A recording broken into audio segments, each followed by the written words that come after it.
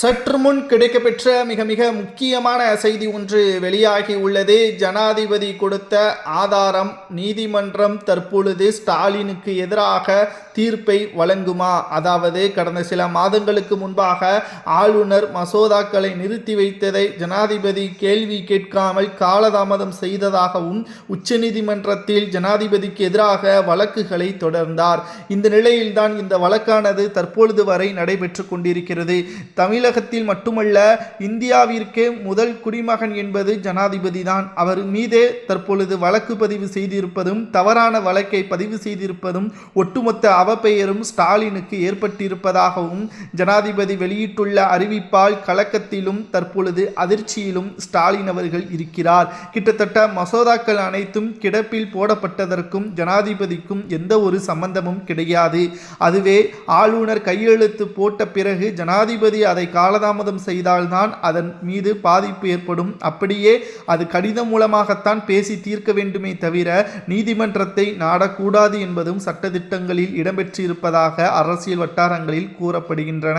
ஜனாதிபதி அவர்கள் தற்பொழுது ஸ்டாலின் மீது கடுமையான கோபத்தில் இருப்பதாகவும் ஸ்டாலினுக்கு எதிராகவே வழக்கு தொடர உள்ளதாகவும் தகவல்கள் தற்பொழுது கிடைக்கப்பெற்றுள்ளது. ஏற்கனவே 9 மாதங்கள் தான் திமுக ஆட்சியில் இருக்கப் போகிறது.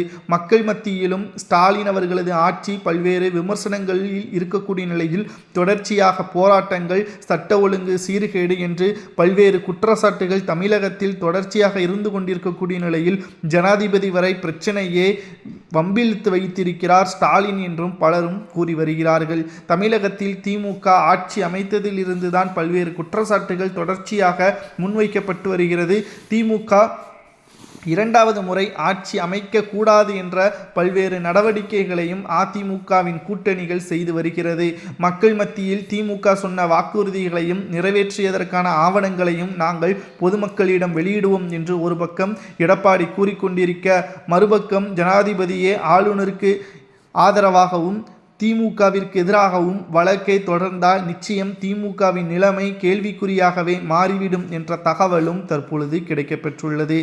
ஆளுநரையும் சரி, ஜனாதிபதியையும் சரி நேரடியாக விமர்சனம் செய்வது மட்டுமல்லாமல் வழக்கு தொடர்வது என்ற பல்வேறு சிக்கலில் மாட்டிக்கொண்டிருக்கிறார் ஜனாதிபதி. என் மீது தவறு இல்லை என்ற ஆதாரங்களை நீதிமன்றத்தில் சமர்ப்பித்திருப்பதால் என்ன செய்வதென்று தெரியாமல் அதிர்ச்சியில் ஸ்டாலின் அவர்கள் இருப்பதாகவும் தற்பொழுது தகவல்கள் கிடைக்கப்பெற்றுள்ளது. இதை பற்றி உங்களது கருத்துக்களை ஜனாதிபதி மீது தவறு இருக்கிறதா, அல்லது ஸ்டாலின் தான் தவறு செய்துவிட்டாரா? ஆளுநர் மீது இருக்கக்கூடிய கோபத்தை ஜனாதிபதி மீது காட்டிவிட்டதாக பல்வேறு அரசியல் கட்சி தலைவர்களும் கூறி வருகிறார்கள். இதற்கான தண்டனை என்ன கொடுக்கலாம் என்பதை மறக்காம கமெண்ட் வாயிலாக கூறுங்கள்.